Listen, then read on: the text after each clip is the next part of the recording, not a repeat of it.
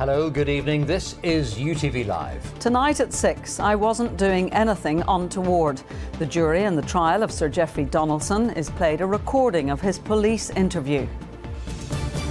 Also ahead, the DUP MP Carla Lockhart hits back at criticism of her being pictured with masked protesters at a march in Scarva over the weekend. We have armchair generals sitting at home scrolling through Twitter commenting after an event takes place. I am going to take no lectures from anyone who was not here on the ground. Doctors vote to strike later this month after a pay dispute, raising concerns of disruption across our hospitals. Plus the rest of the day's news, weather and sport, including first, Oma had the hum. And now there are mysterious loud noises. Residents are calling for an investigation.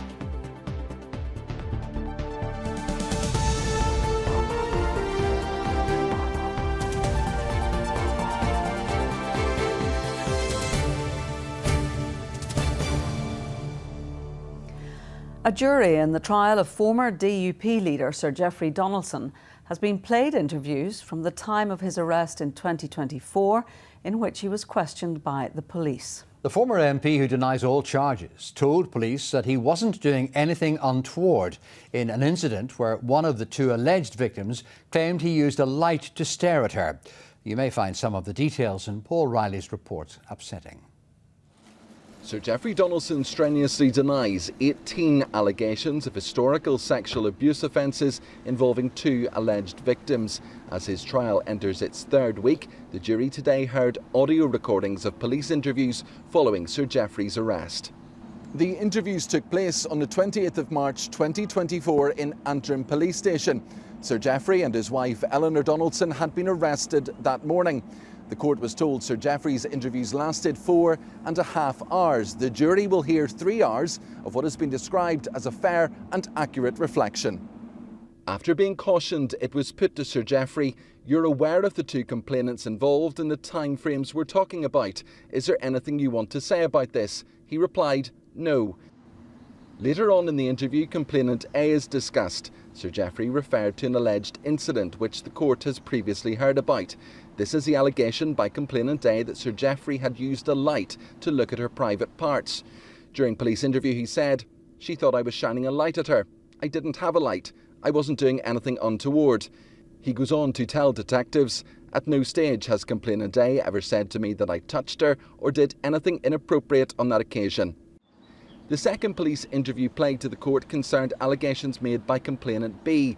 Sir Geoffrey repeatedly rejected any suggestion he had touched her private parts when she was a child. Then the allegation of rape was put to him. He told police, "That did not happen. The answer to that is absolutely no." He was asked, "Has anything of that nature happened?" "No," he said. "In any circumstances ever?" asked the detective. "Never, not ever," he said. Sir Geoffrey was asked by police about being called to a Christian centre in Armoy to meet complainant B years later.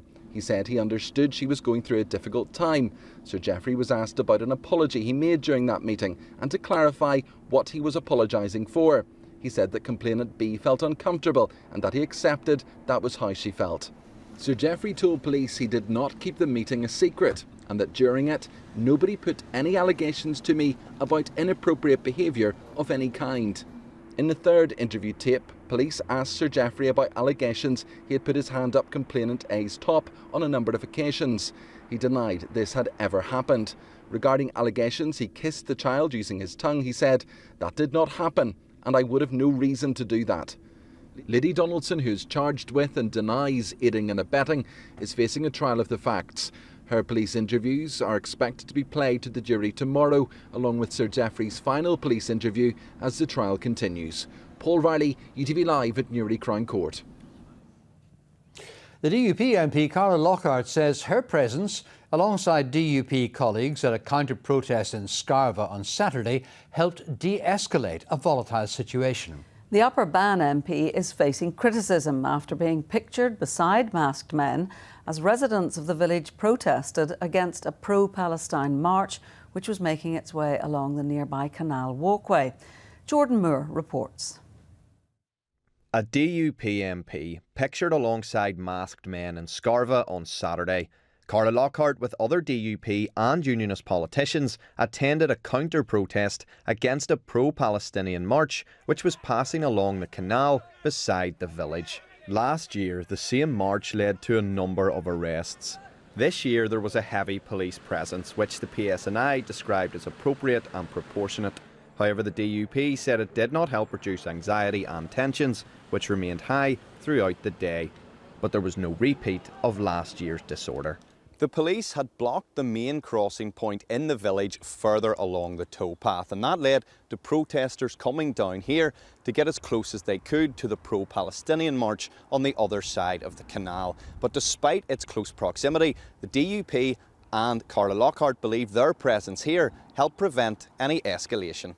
PSNI are going to move back from this area. They're going to take their platoons back. We have to ensure that this is a peaceful protest. Okay? We were able to come, stand up, de-escalate, try and calm tensions. Look, I don't want people to feel they have to wear masks, but we were dealing with a very volatile situation. We have armchair generals sitting at home, scrolling through Twitter, commenting after an event takes place. I am going to take no lectures from anyone who was not here on the ground. Entirely appropriate for her to be there, for Diane, for South to be there, for Jonathan Buckley to be there, to be with the community, engage with the community, engage with the PSNI and ensure that a difficult situation did not spiral out of control. The Great March for Gaza was organised by the Ireland-Palestine Solidarity Campaign.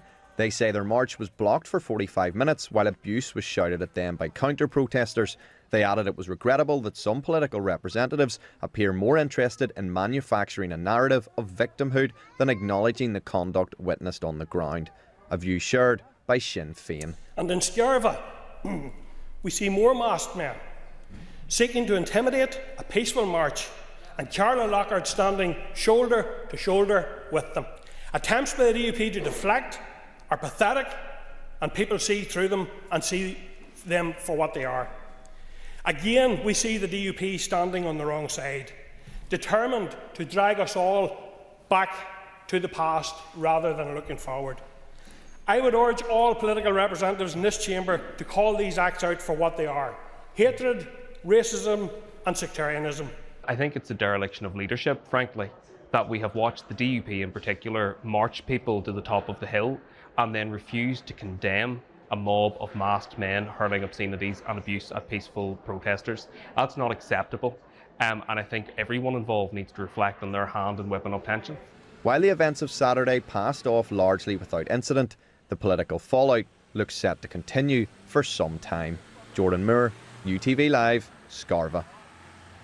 Well, we're joined now from Stormont by our political editor, Tracy McGee. Tracy, how difficult a day have the DUP had following the weekend events? Well, Paul, they came in for a fair degree of criticism, as you heard in Jordan's report, attacked by Sinn Féin Alliance and the SDLP. Now, the DUP are very clear as far as they're concerned that their representatives were on the ground to de-escalate the situation, and they released that footage that you saw in Jordan's report this afternoon because they believe that that makes that case for them. But in terms of the politicians themselves, Carla Lockhart, Johnny Buckley and Diane Forsyth, the fact is that the DUP leader stood here today and said that their actions were entirely appropriate. So there is no political jeopardy for those representatives. It's all over really bar the shouting. Meanwhile, the DUP have made an announcement in relation to the Good Jobs Bill. What are they saying? Well, this is this flagship piece of legislation being brought forward by Sinn Féin's Ciara Archibald dealing with employment rights. It's a massive piece of legislation and it's stuck in the executive because the DUP are not prepared to wave it through so that it can get through to the Assembly Chamber. Now, today, Gavin Robinson said that the parts of the bill that they are against, specifically around the provisions for union access and union rights, they're happy to decouple that from the legislation to allow the other parts of the legislation which they can support, such as support for parents with babies needing neonatal care. They say that they'll wave that through, and the other legislation they don't like, that can be dealt with at a later date. But look, Sinn Féin are saying thanks but no thanks. One party source said to me this is a smokescreen to cover their denial of workers' rights, and it led to some spiky exchanges here in the executive this afternoon. Why are you and your DUP colleagues continuing to block the Good Jobs Bill, particularly for parents whose babies require neonatal care, and indeed other measures that will support workers struggling with the cost of living? There are a number of things within this legislation that I believe that people right across this House support, such as neonatal leave. But what I believe is absolutely wrong is the behaviour of some within Sinn Féin and the benches opposite me, where they are using those issues where they know there is consensus to try to bully and bounce me in particular and the DUP into supporting other ideas within that legislation which are quite frankly half-baked. Have we heard from the Economy Minister?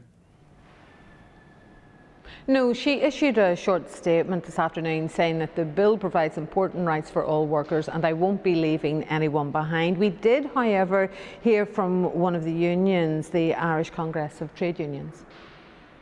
Frankly, what the DUP said this morning is an insult to democracy and a slap in the face to almost 1 million working people. This bill is a hugely important piece of legislation. Yes, it's sophisticated. Yes, there is a lot of it.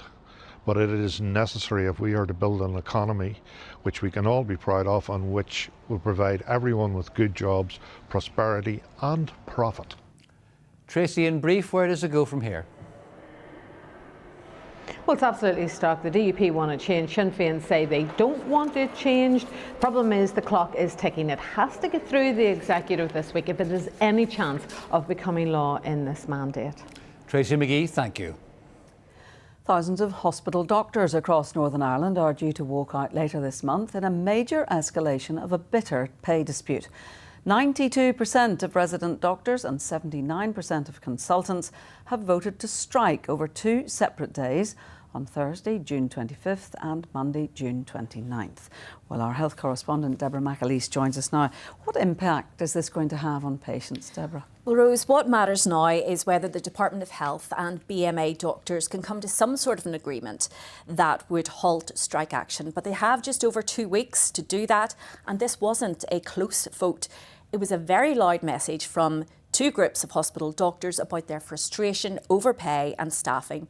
So the concern tonight is, what could this mean for patients waiting for treatment? And the reality is, look, appointments are going to have to be cancelled. That's going to lead to backlogs. It'll also cause disruption to hospital discharges, which we know leads to bottlenecks within the emergency department.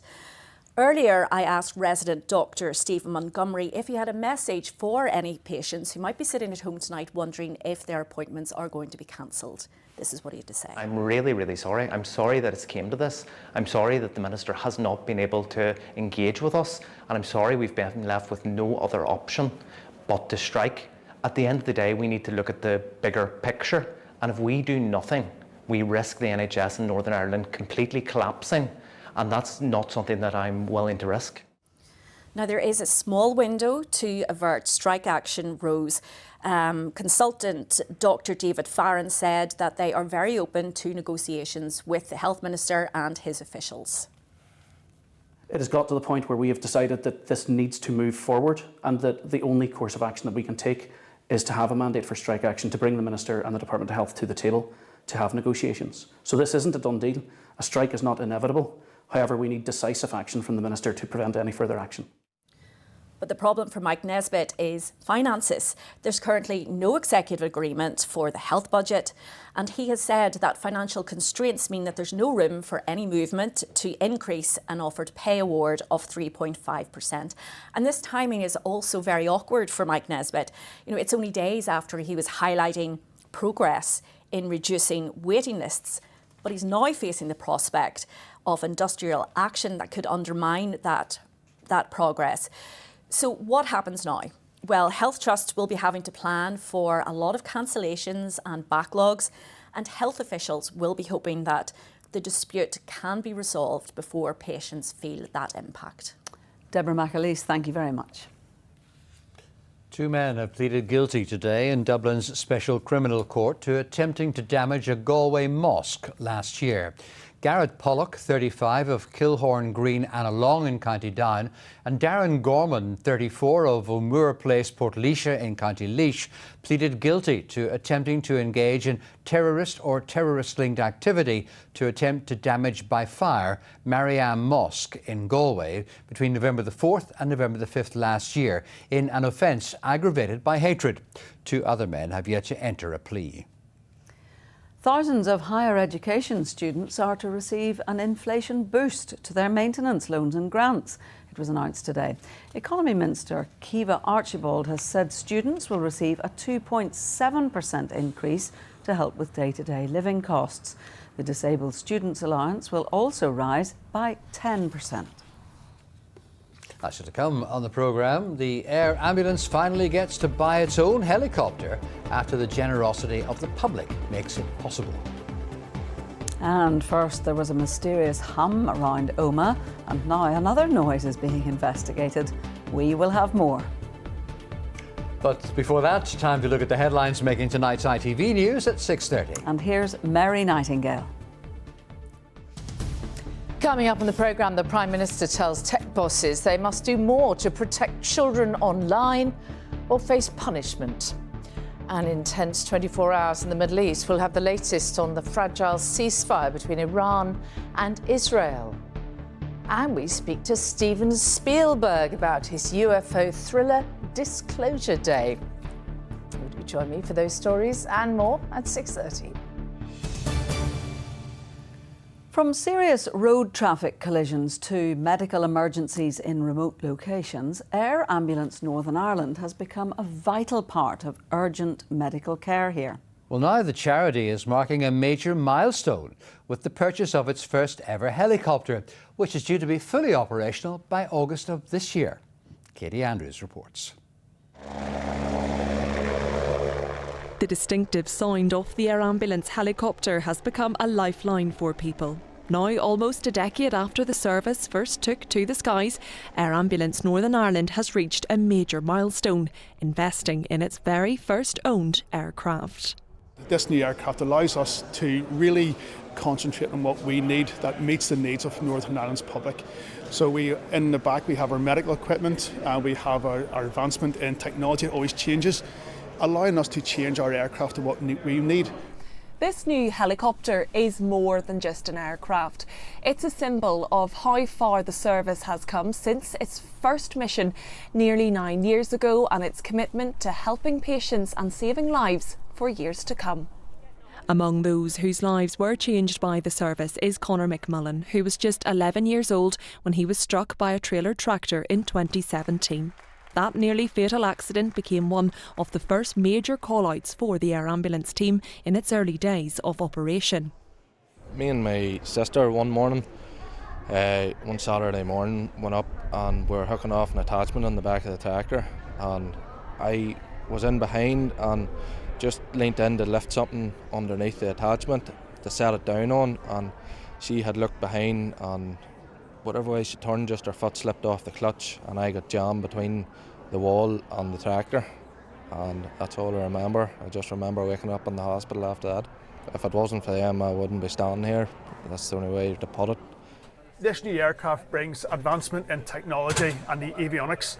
It does allow the pilot and the paramedic to be a lot more user-friendly on the interface. It's got weather radar, which allows us in the different conditions of Northern Ireland to be able to get there more safely, and sometimes those calls that we couldn't get to before, we can now get to. So it means that we can get a greater coverage of Northern Ireland over all the seasons.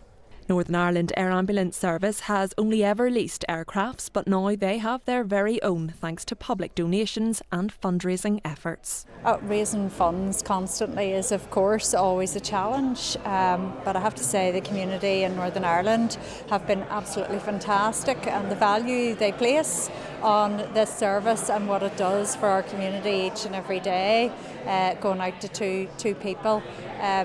It really has a place in people's hearts.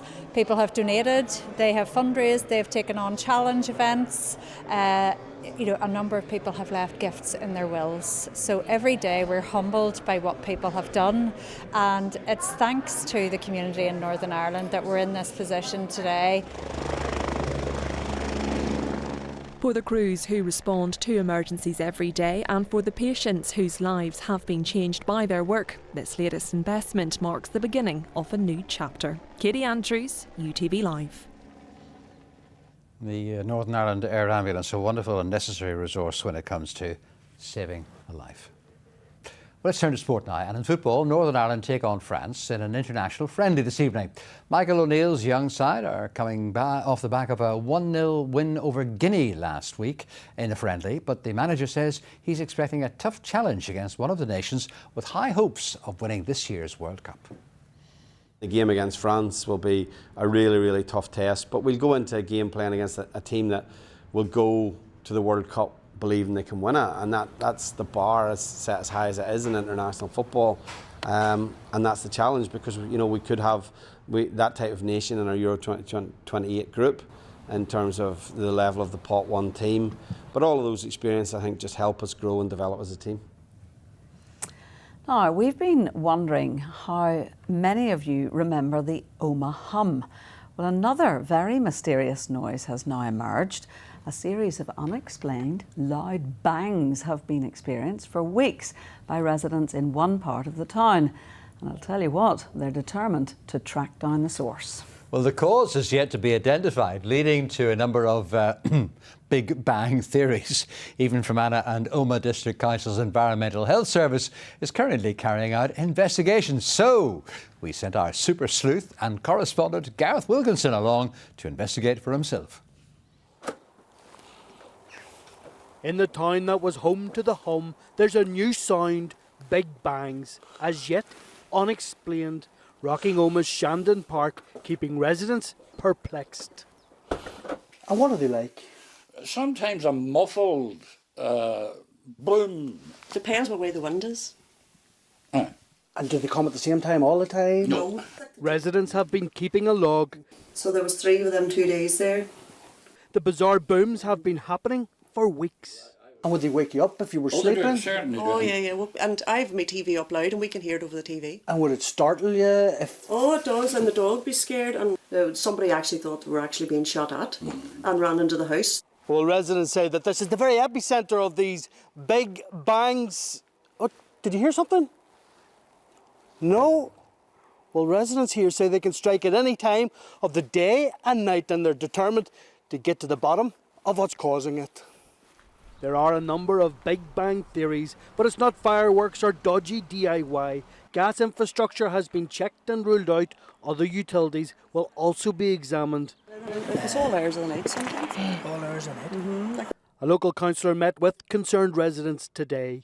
But I've already been speaking to the head of environmental health in the council area, and she has confirmed to me that an investigation is underway. What is it about Oma and mysterious sounds? You had the hum, now you've had this big bang. It is intriguing, it definitely is intriguing, and it would lend itself to humour, but there is a serious side to it in that it amounts to noise pollution. I think it's kind of frustrating and annoying. It's like a nick that you have to find out what it is. Initially we didn't know if it was above ground or below ground, but a few of the neighbours have said they have felt it on their feet. So this is why we discovered then we would need to do further investigations. Eugene is a former amateur DJ who liked to turn the volume up. Eugene, I believe your nickname used to be Noisy Floyd. Are you sure that you have nothing to do with this? Good, Gareth. Are you sure it's not you? Well, I will assure my public that no, I have nothing to do with these loud bangs. Noise nuisance comes in strange form around here, and the big bangs continue to puzzle. Gareth Wilkinson, UTV Live, Omagh. I believe you have a theory. I have a theory, but I'm certainly not discussing it with you, Paul. Well, now that's me put in my place. After a washout of a weekend, the weather has turned brighter for some of us today. So I'm wondering, do we need to keep our umbrellas at hand? Louise has the weather forecast. After a wet start, weather predictions are looking bright. UTV Weather, sponsored by the Grant Vortex Boiler. Hello there. Good evening. After a largely dry and bright start this morning, we've had a number of showers filtering in, some of which will become quite heavy at times this evening. Over the next couple of days, sunny spells and showers continuing. Once again, those showers becoming quite heavy and blustery with the risk of some hail and thunder. We also have cool and chilly nights on the way. Taking a look at the pressure sequence, we have a westerly flow today, pushing systems in from the Atlantic. Low pressure out towards Iceland is controlling our weather for the next couple of days. At least it will remain rather unsettled, but high pressure will build in as we head towards the end of the week. Those showers continuing to track eastwards this evening. A few heavy bursts there, drier interludes in between. As we move through the overnight period, temperatures will fall away. It's quite cool and chilly in the countryside. We can expect lows of 4 or 5 degrees Celsius. Blustery winds tomorrow picking up, those showers continuing to push in from the west. Sunny spells and scattered showers throughout the day. Some of those showers may have the odd rumble of thunder with some lightning in the mix and some hail. Temperatures tomorrow reaching highs of 14 to 16 degrees Celsius. Across the rest of Ireland, it's a damp start. Further showers edging in from the west, 1 or 2 heavier bursts, and it's quite a cool day in comparison to the past few days. Highs of just 14 to 16 degrees Celsius with a moderate westerly breeze.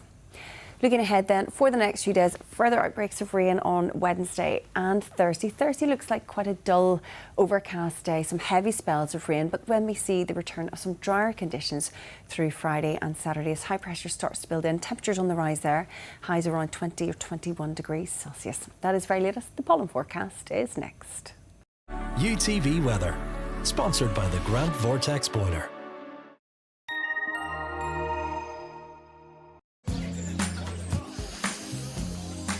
Making the most of summer. Perry sponsors UTV Pollen Count.